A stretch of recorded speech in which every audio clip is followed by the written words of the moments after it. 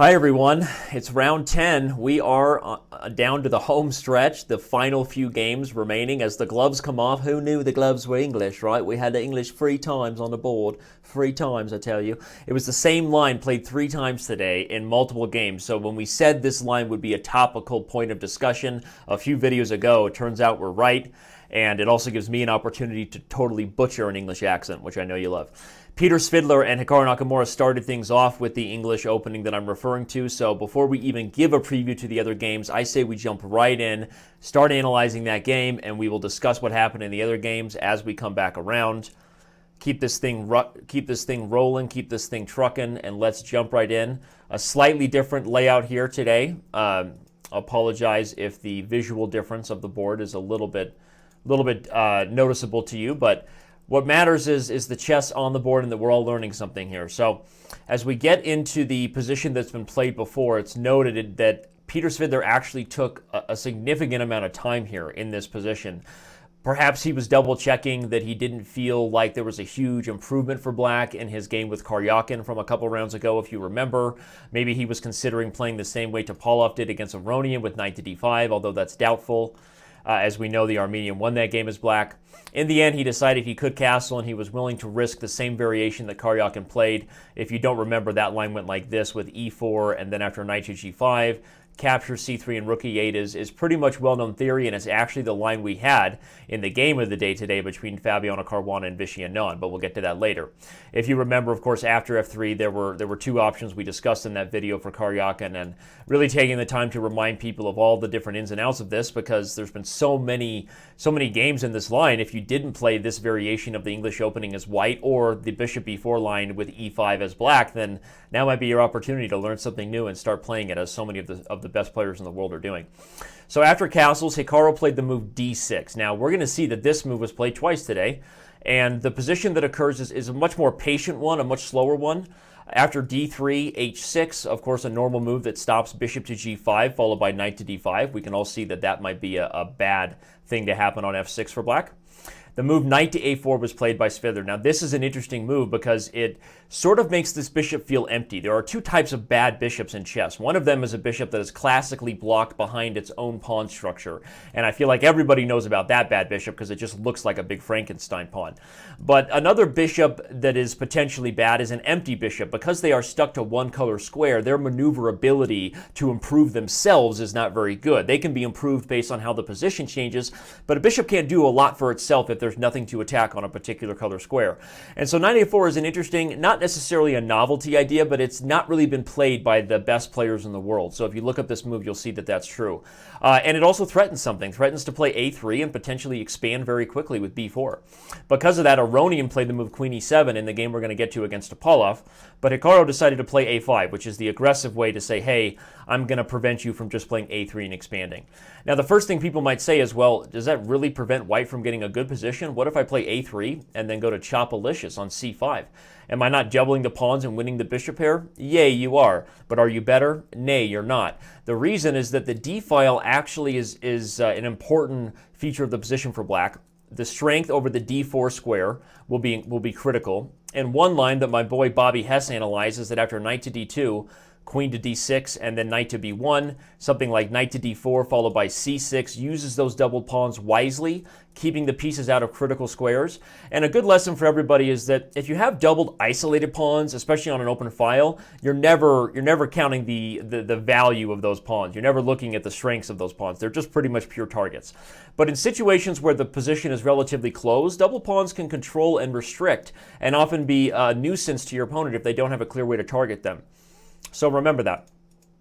And on the note of mentioning Bobby Hess, I should note that as he steps in to help me here with the finishing of the candidates tournament, he's actually stepped in to help Grandmaster Maxime Vachier-Lagrave really dive into all the deep analysis at the written news reports, the ones that Peter Dawkers is bringing you.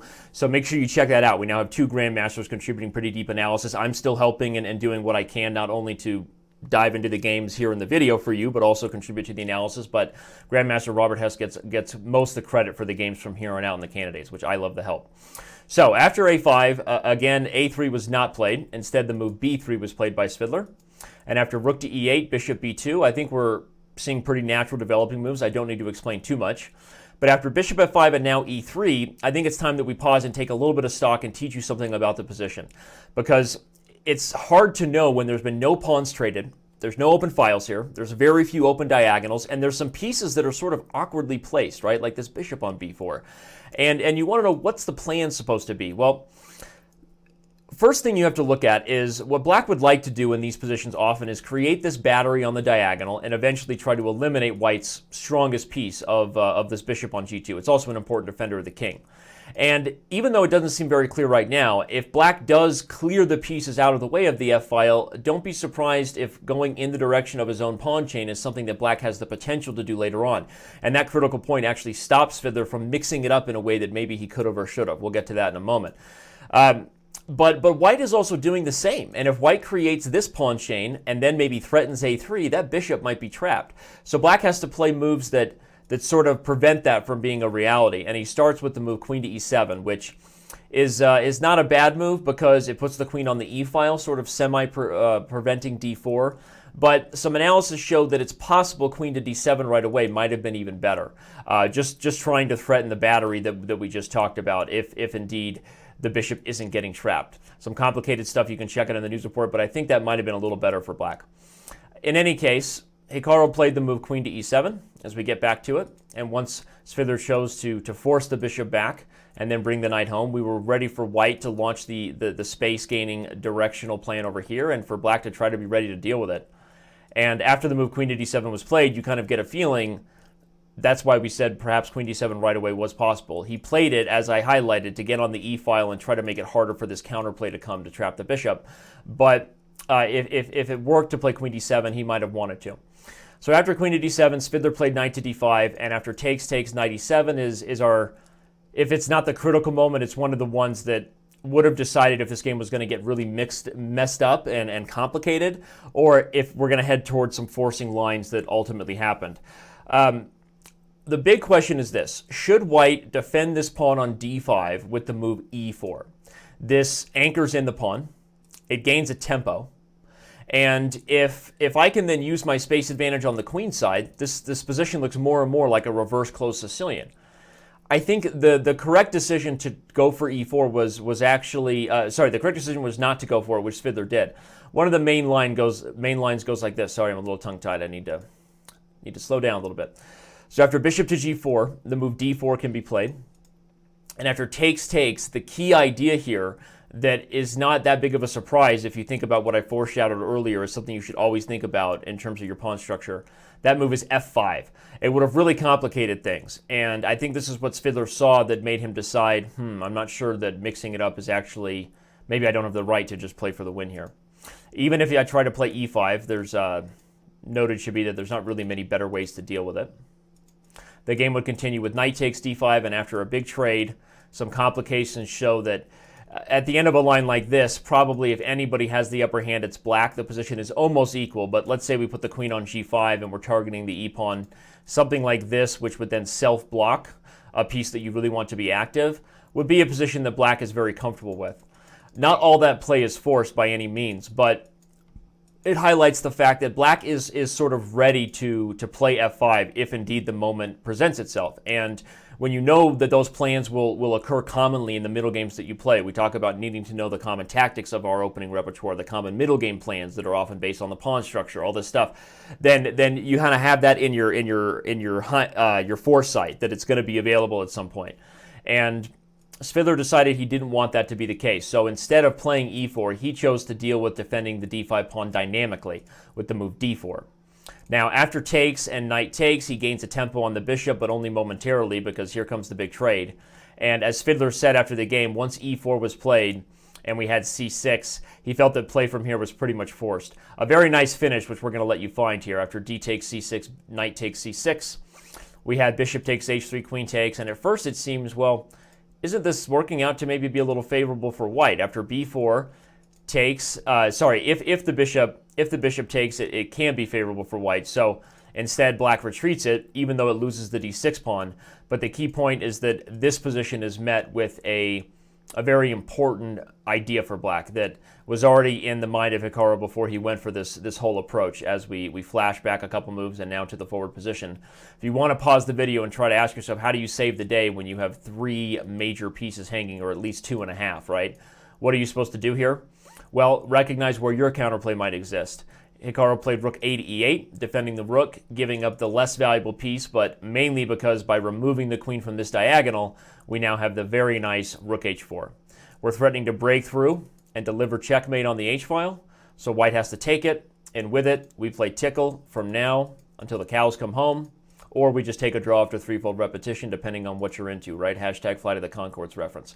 So, what did we learn about this position? We talked about the pawn structure being a very closed, much more patient one than the ones we've seen previously in the English, in this line of the English, right, with black playing e4.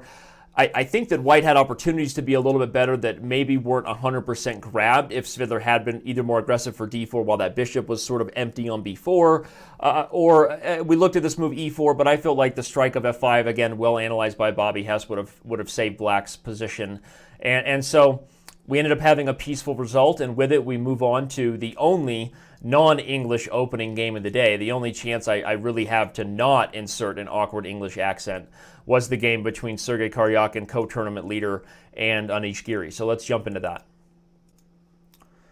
And now, though we once again start out with Karjakin's favorite first move, which is knight f3, if you don't believe me, just games. I feel like he pretty much always starts with the knight.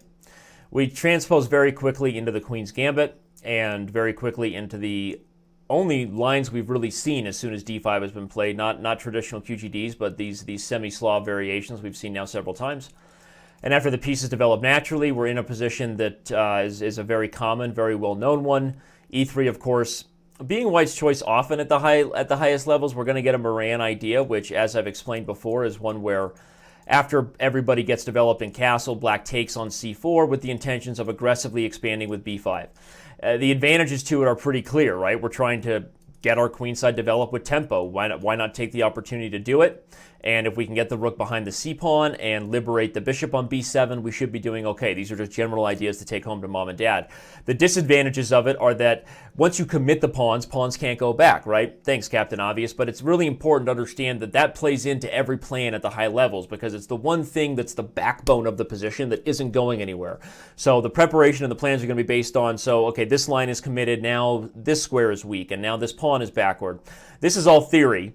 So nothing really spectacular has happened, but the Moran is a really aggressive and forcing variation of the Queen's Gambit. And again, if black has all the moves, he's going to play a6, bishop e7, put the rook here, liberate the pieces one way or another, and with it, his pieces will come to life and maybe even be better suited. But in the meantime, white has the pieces that are more actively developed in the now, and I'm going to try to use my central advantage.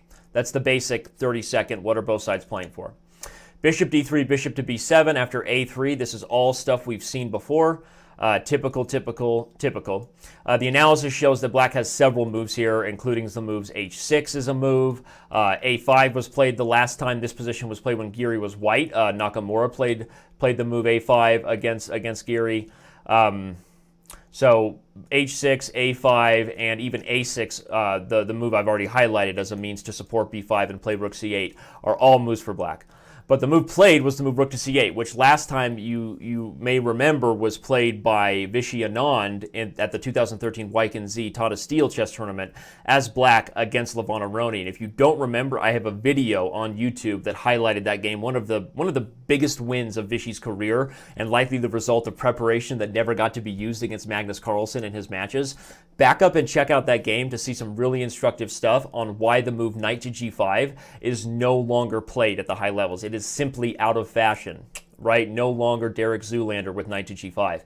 And it's important to understand why. So I encourage you back up and see just the brilliant prep that Vishy came up with and showed what was going on in that position. So in this game, knight to g5 was not played. Everybody now knows that theory, courtesy of Vishy, and instead the move b4 was played by Karjakin, a typical move that points out things that I've already talked about in the position as potentially weak for black. So it makes sense. Excuse me, I have an itch. Now after a5 is played, which is usually the best way to try to undermine white's pawns from just keeping your pieces out of play. It's pretty clear. I like these positions because they're really easy to teach. It's very clear even to beginners, I think, why a5 is needed. Well, if you let white just buckle down on this position, your bishop is like a Frankenstein pawn. It's just a big guy, overgrown, but doing nothing. So the counterplay just makes sense. We have to try to undermine and get them to open things up and create targets and opportunities for our pieces. And white doesn't really want that. White plays queen to b3. Now after the move e5 was played in the game, the move knight to e4 comes in. And we get a big trade, and then g6, which there was a lot of time spent on that, a 40-minute think actually by Giri. Probably a big part of the reason is that the other move he's considering here is knight to f6, which gains a tempo on the bishop, but allows the bishop to come to f5. So if you remember, the move in the game is g6, guarding the square. Knight f6 would be a tempo gainer, but allows bishop f5. And there's a very complex line that goes like this: e4 and then knight to d2. And it seems that white is initiating a double attack. However, as Ian Nepomniachtchi pointed out, say that 5 times fast, in the commentary, he thought that probably after the move rook a8, black is maybe doing okay.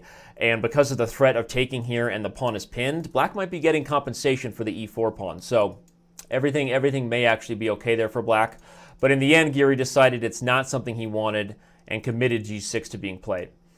The move bishop to b2 was played now. And, getting back to the main line. D takes e5 was played, actually. And the move bishop to b2 perhaps could have been played, but it wasn't. As we move down to the main analysis, bishop to b2 was potentially critical. Sorry, I'm trying to, there's a lot of variations I'm getting to as we do the video. So why put the bishop on b2 instead of taking? Well, first of all, if you don't have to break the tension here and liberate black's pieces, it's almost never something white wants to do in the structure. That's the reason you have more active pieces, right? It's for them to laugh at the other ones.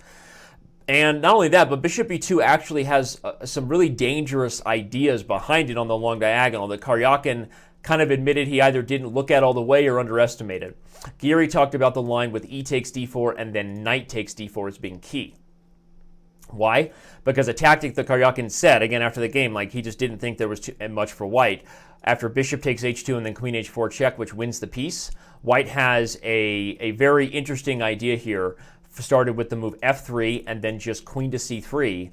And as subtle as that is and kind of passive, it's actually really difficult to deal with the threats that are coming here. After the move f6 and b takes a5, Giri said he felt like white would have just been clearly better here. If you try to move the rook over, you're hardly in position to be going after the a-pawn anyway, and I also have threats like a4 and bishop a3. The c6 pawn is also weak, and again, the king has already started to be exposed. So if that was really the critical moment, could Karjakin have been better and kept the initiative with bishop to b2? I checked the analysis out, and it does seem to check out. I think that bishop b2 would have been a better way to build on the tension for white. Again, as highlighted, black does not have to take on d4 here and go for that main line. Said to be interesting, I think, by, again, Nepomniachtchi was a4 first, which takes away, of course, white's idea of taking on a5 down the road, although there still may end up being long-term pressure here. So please check out the written analysis and do your own, right? That's how you learn from the top players. But again, bishop b2 wasn't played. Instead, we had d takes e5, and Giri said he felt better about the position that would occur after this, because after we get a trade and then bishop b2, as ugly as the position is here for black's bishop on b7, white's not bringing the heat fast enough to make it stick, right? Give white 2 moves, and you have rook to c1, rook to c5, and tell me you don't love that position for white, right? Look at the black counterpart compared to this beast on e4. The problem is, in these positions, you can't get there fast enough, and this is sort of a common thing in the Yaroslav structure, which is the pawn structure that occurs from this opening, where if white isn't in position to grind down and to bound down what I highlighted as weak earlier, then black will get the opportunity to equalize with this liberating move. Everybody's going to get traded, and we're headed toward a peaceful result. A4 was a good move, although, as pointed out, probably just bishop takes b2 was also good enough, but it's not critical to highlight. That doesn't change any of the instructional points that we're getting to anyway. So after takes, and then queen to e7 with a tempo, that's the main reason why. I guess I could have challenged you to guess it. That's the main reason why black gets to liberate, because he gets to play this move that not only attacks the bishop, it protects the bishop and supports c5 all at the same time. So note the criticalness of that move, and that if white had just been a little bit of tempi ahead, you could have had an endgame where Karjakin pulls the old Russian special and just, beats his opponent over the head for the next 2.5 hours with like a rubber bat and just like grinds him in an endgame. But Giri would have none of it. After queen to c2, the move c5 comes in, after tempo, and then c5, and we just have a big trade. Black will win back his pawn. It's only a matter of time. And after a few we don't want to give up a draw just yet moves, they had to get to move 30 because that's the ethical thing to do. They finally agreed right here. So Karjakin unable to maybe flex the muscles in a slightly better middle game as white, but given how the last game went when Anand was black in this position, at least the last one I analyzed and mentioned, I think the result is okay for Karjakin. He's still in a pretty good position, and the artist himself, that's Giri, the draw master, well, he draws himself another equal game, and now that reference of him being the artist, I think, is being overused, so let's move on to the next battle. Now, immediately as I jump over to my next game to be analyzed, I have to first apologize and correct myself. Aronian was actually white in this game. Should have remembered that, because the last time Veselin Topalov and Aronian played, Aronian won on the black side of an English. But earlier when I said Aronian played queen e7 in the exact same position that Svidler and Nakamura had, it was actually Topalov who chose queen to e7. I'm not going to sit here and describe the moves we've seen so far, because I just described and explained this opening in the previous game. So after a5 was played here, b3, so still similar, and then queen to e7. This is where the game differs from the Nakamura game. So a5 was again chosen as the best way to slow down the immediate threats of trapping the bishop, but after that, instead of the move rook to e8, as Nakamura played against Fiddler, we saw the immediate queen to e7. So in this game, after bishop to b2 and then bishop voluntarily coming back to c5, you see that Topalov took a little more proactive approach to not leave the bishop becoming empty over there on a4 and maybe even being a target. So time will tell if more energy is put into the idea of e3 and d4, as I said Svidler maybe could have done against Nakamura, to maybe go after the awkwardness of that piece. But Topalov decided he wasn't interested in playing that game and was willing to waste time, if you will, to immediately get the bishop to a more proper diagonal. Again, remember that taking here is giving the bishop pair and doubling pawns, but in a lot of ways the activity of that position belongs to black. So an advantage white has not. Hashtag Yoda reference. Good job, Dan. All right, we have e3, very similar structure to what we saw before, but now the bishop saves itself to a7. So d4 will not be coming with a tempo, as it did against Nakamura. The knight still comes back to c3 with similar intentions as Fiddler did, to take and then change the structure. But after the move rook to e8, we start to vary 100%. Like we clearly seem to be taking a different road now after the move knight h4 is played. A really thematic move and an interesting idea. I think that once the rook has committed itself to e8, which makes sense for black on a lot of levels, they're no longer really, though, in a position where you think they're quickly going to try to expand over here with the rook behind the f-pawn. So this move knight h4 does a few things. It opens up the bishop for possible tactics, and it also is on the same diagonal as some other key points. And don't underestimate that, because this knight wants to move away a lot of the time, and that might be critical.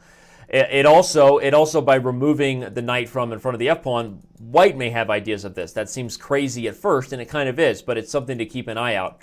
And it's also just sort of an annoying move that pokes fun at this f5 square when black can't really play g6 without fully weakening the king side. And g5 isn't fun, because that's a move you'll never get to have back, right? Whenever my students push a g-pawn that far in front of their king, I say, what's the next best move? They can never guess it. I like torturing them when they make bad moves. It's a thing I do. But the best move is often to move the pawn back, and that's the key, is that they can never guess it because it's not legally possible. Really anchors it home with that psychological torment that I do, that they shouldn't push pawns in front of their king. So after the move queen to d8 is played, Topalov saying he's not interested in the knight coming in with tempos to these squares. We get queen to d2, the knight comes to e7. As I said, it did want to, and Topalov has to do it before developing the bishop because of white's approach.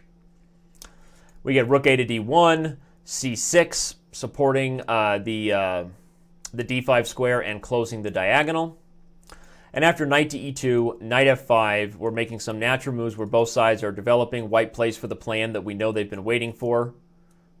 This is a very good position for white in terms of the space. And after queen to c8, knight to c3, e takes d4, e takes d4, black played the move knight e4, wanting to trade, Likely just didn't like the symmetrical structure when he had less space. If you have less space in a position that's dynamic, where your pieces can maneuver to squares that your opponent doesn't have, meaning it's not symmetrical, you can sometimes get away with that. But when you have less space and your pieces just feel like they're in an exact position that whites are, just worse, then often trading them can be okay. But in this case, it was potentially really not a good move for black. Before I go into why knight e4 wasn't so great, the move that probably should have been played was just the move queen to d7, still sitting on the position. I also wasn't sure why bishop h3 is not an idea. It is a common one for black in these positions, as we saw Nakamura do it. But after knight e4, as was said, again, by Grandmaster Robert Hess and all the analysis, check out in the written reports, is this is a really bad move that could have cost black the game in terms of the targets that white gets here. So, after knight e4 was played, we get a trade, and the rook comes up, we get a trades here, and if we pause for a moment here, we have to take a look at the fact that all of white's pieces are, well, they're better than the black counterparts. And that should have been something that Topalov was not able to catch up on, and Aronian, is going to regret his inability to convert on that initiative, because now there are new leaders of the tournament. But in the game, Topalov played the move queen f5, and after rook to e7, it seemed like Aronian was on the path to do it. We have king to g2. White has all the time in the world, and so Aronian is taking it. The e-file is the only open file on the board, and therefore control over it is even more valuable than in an open position. A good way to remember that is that open files are like commodities, right? Commodities is governed on the principle of supply and demand, unlike stocks, right? So you're investing in the open file even more heavily when there's less of them, right? The value of them has gone up. And so the open files are in a position where there's only one or even two open files. Whoever gets control over them first is usually the first one who gets all the critical counterplay, who controls the 7th rank, and who can limit the opponent from doing the same. So really critical, and that's, again, the reason why knight e4 was just not the right approach. Black should have kept the tension, maybe bishop h3 or queen d7, as we were talking about in the analysis. So after bishop to b6 is played, queen to e2, d5, and here we're in a critical moment. In the position Aronian played c5, the other idea is queen to f3 and just take more pieces off the board. Sometimes the way to really flex the muscles of one of your most powerful pieces is to take all the other pieces off the board, and then it looks even better, right? There's no more confusion. So this idea, heading for an endgame that establishes control over the open file and that black's king is not getting in the game, seems pretty straightforward for white. Of course, the move rook to d8 can be played, and after the bishop backs up, you're probably looking at a position where black is getting some counterplay for the b7 pawn. But even if white just plays c5 here, now black is really in trouble, but the b7 pawn and the bishop coming under fire. So it's not exactly clear to us, that being me and Robert Hess, why Aronian didn't look to simplify the queens off the board as fast as he could, especially while there was pressure on f7. And with the move c5 coming, you're going to find that this bishop doesn't get to the active diagonal it could in the lines we're looking at in the game. So he kind of puts the kibosh on his own bishop's potential with this move c5, unfortunately. Still much better, though, with the rook on the 7th rank. We just gave you a whole commodities lesson, so we better still be better, but not as dangerous for black now.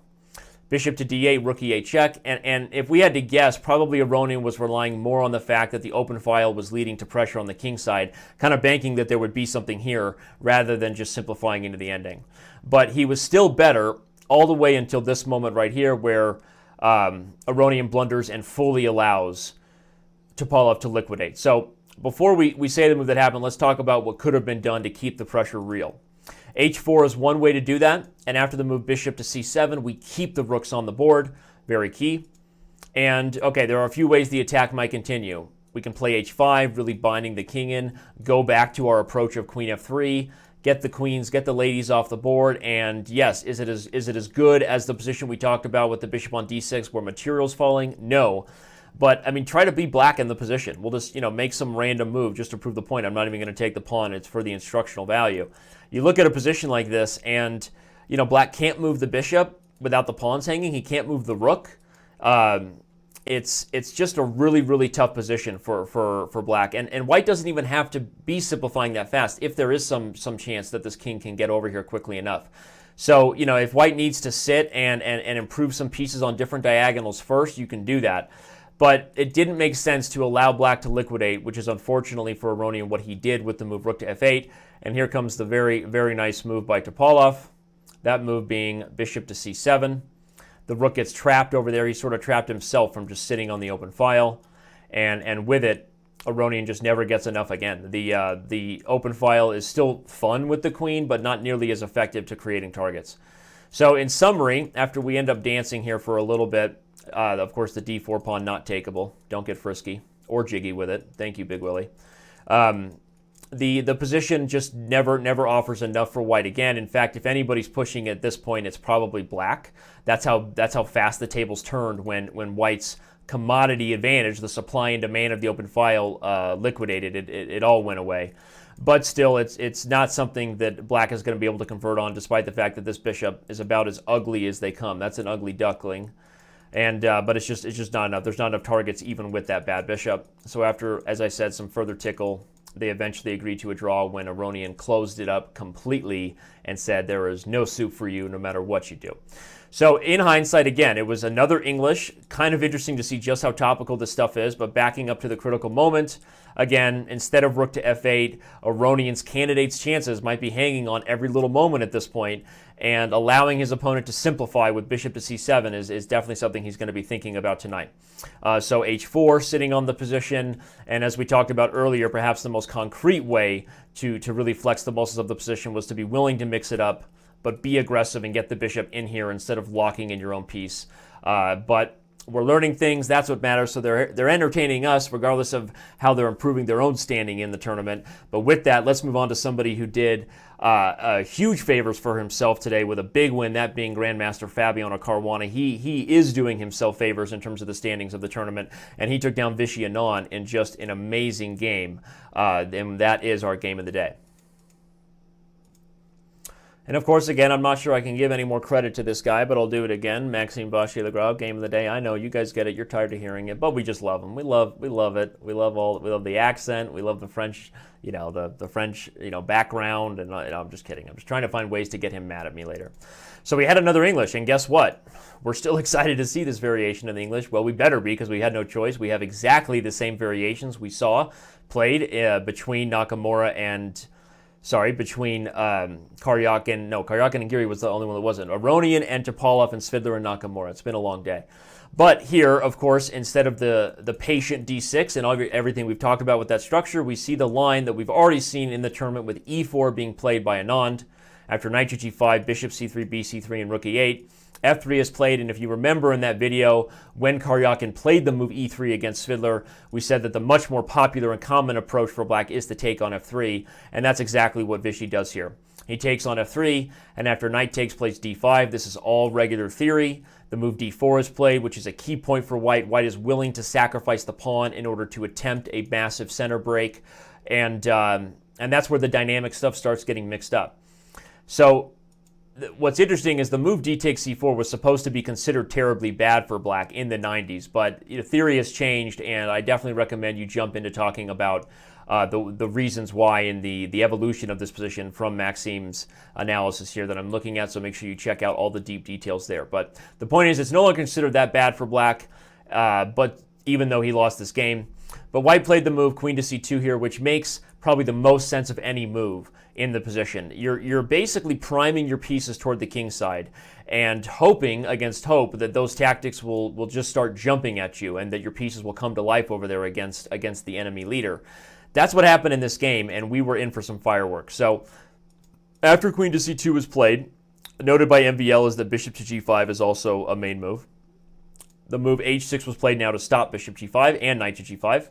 Bishop f4, knight to e4, and after rook a to d1, bishop to f5, knight to e5, we're starting to see the point of white's play.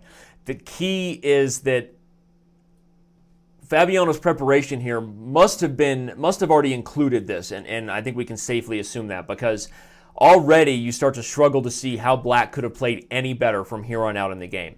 So if we want to debate, will this be such a killer game and such an awesome piece of preparation by Fabiano that we won't see a lot of D takes C4 at the high levels, or whether the improvements should have come after that over the last couple moves, from here on out, it gets really, really tough for Black. And though Fabiano said after the game in the interview that Peter Dawkers had right here at our YouTube channel, check it out, that he wasn't sure he was winning, it looks to be like Black's position is just under a ton of practical pressure. So either they need to prepare it out to the end or not risk it to get that biscuit anymore. So after knight to e5 was played, one of the key points is that knight takes g3 isn't so great. After the move e4, you can take f1, but once we take f5, White's going to end up with 2 pieces for a rook and a couple of really active bishops to go with it. So I just want to point out why that tactic is not playable for Black. That's key. Instead, the move knight to d6 was played. And after the move e4, bishop h7, and then queen to e2, Fabiano said at this point he knew he had an advantage and felt it might potentially be tremendous. So when Black played the move knight to e7, preparing to get over here and liquidate all of these potentially very, very powerful pieces, Fabiano didn't have to be asked twice to come up with probably the move so far, the move of the tournament, and definitely helped this one be the game of the day, because I was happy to see it, but it was definitely a shocker, I think, for Anand, the move bishop takes h6. Now, MVL analyzes it pretty deeply and decides that it may not have been necessary for White to sacrifice this piece with the advantage that he had, so from that perspective, you can praise or dislike it. But since I love sacrificing pieces and going for checkmate attacks, you already know how I feel about it. After bishop takes h6 takes and then queen to h5, you already just start struggling to see any moves for Black to hold the position. Vishy decided to sack it back. What if you play a safer move, knight to g6? Well, I'm not trading. I'm playing knight to g4, and everything is still falling. So Black would have still been in big trouble. Knight e to f5 was played. Noted should be the reasons why bishop takes h6 might have been worthy of criticism is to be found in the move knight to d5 instead of knight f5. Also sacrificing a piece back, but according to MVL, enough to really, really complicate matters that maybe White shouldn't have gone for this really, really sexy sacrifice on h6. So I'll let you guys check out that analysis from MVL at the news report. I'm going to focus here on the highlights of what happened after knight e to f5. After White wins back the piece, Black is forced to end up giving up the exchange, because if he doesn't, the mating attack is going to continue. The knight there is still very strong, holding down this square. I'm threatening to play h4 and opening up new lines toward the Black king. So Anand decided that he would need to give up the exchange, and he does so right now with bishop to c6, knight takes d4. After bishop takes e8, rook takes, king to f2. Backing up, I guess we'll say that Fabiano felt like he was already maybe potentially winning right here. If the move knight to d6 was played instead of this whole dangerous line where Black had to give up the exchange, White is still doing really well after bishop to d5. The pressure on f7 is mounting, combined with the fact that I don't even need my pawn back on c4, but I can take it if I need to. I'm still focused on nice ideas of opening up the king side and maybe continuing the attack over there. So Fabiano already felt like he was probably winning, even if we're critical of Anand's knight takes c3. But I feel like Anand was trying to create counterplay as best he could to prevent the straightforward ideas of ganging up against the king, whether that be via f7 or the ideas I've been talking about. So after rook to c1, knight to b5, we get bishop takes b7. Here comes the exchange sack that we've been looking for. Don't miss rook takes e5, followed by knight f3 check Forktown. Fabiano doesn't miss that. And after king f2, knight c2, rook e to d1, it's looking pretty bleak for Black. Yes, you have a couple pawns for the exchange, but not enough concrete threats to go with it, and you still have just 1.5 million weaknesses. So after bishop to e4, White starts picking off those weaknesses and uses it to launch better coordination. Here comes a nice move that everyone should just make a note of how simple it is and how powerful it is. He plays the move rook to f1, and Vishy just resigns. Often, if you're up the exchange, trading off your opponent's lone rook helps you increase that advantage, because as long as they have a rook working with the bishop and knight, they have at least one piece that does what your pieces do. And they also have a piece doing something that one of your pieces doesn't do, right? So you'll find a lot of compensation happens when there are more pieces on the board, and they can mix it up by creating dynamic threats that are difficult for the rooks to coordinate against. So I often say that it's not just about trading when you're ahead. Specifically, trading off these pieces really make this rook seem as dominant as he is. And that's why Vishy resigned here. Maybe he could have played on a little further just to make sure white coordinated properly against some threats of the pawns, but after the rooks come off, I think that because there are so many weak pawns and so many pretty simple threats to go after them, I think Vishy decided to call it quits. So in the end, if we back up to the critical moments of this English, what will we learn from this game? Will black be improving right here? Will there be more concrete ways to play the position other than knight to e4, maybe knight to d5? But once white established knight e5, what was for sure is that the pressure was coming in hot, and the sacrifice on h6 was certainly fun to watch, even if it's not necessarily the most forcing thing that white had to do. Queen to g4, oh sorry, that was in a different variation mentioned here by Maxime, backing up. He points out that after queen to e2, Fabiano saying that he thought that f6 was okay for black, but as MVL pointed out, because I did want to go back and point out, was there any more defense? If f6 was played instead of knight e7, walking in to the piece sacrifice on h6, that's the critical moment we're talking about. White can take, play e5, and then bring the queen into g4, and the threats here are still more than enough for white to be better. So pointing out that there is real danger in this line. We will have to see what the top players are doing to improve upon it for black. And I can't wait for the next few rounds. Let's jump over and take a peek at the standings along that note. Here you see we're listing all the results in the double round robin with both Fabiano Caruana and Sergey Karjakin with 6 out of 10, a pretty good plus score right now, right? That's +2 currently. Vishy Anand and Levon Aronian both right there, only a half a point behind. Anish Giri, despite being the artist that he is, only coming up with draws to this point. He's not out of it either. Guys like Svidler, Nakamura, and Topalov have to start winning right now and like yesterday if they're going to make a comeback. So the round 11 pairings are what you see: Aronian versus Fiddler, Topalov versus Caruana, Vishy versus Karjakin, and Giri versus Nakamura. So lots of fun. Make sure you check out all the action live, or if you can't, guess what the purpose of this video is? To give you the summary that you missed because you didn't get to see it live. So thanks for watching. Please like the video. Please give it a share. Please subscribe to our channel. And please be an awesome person.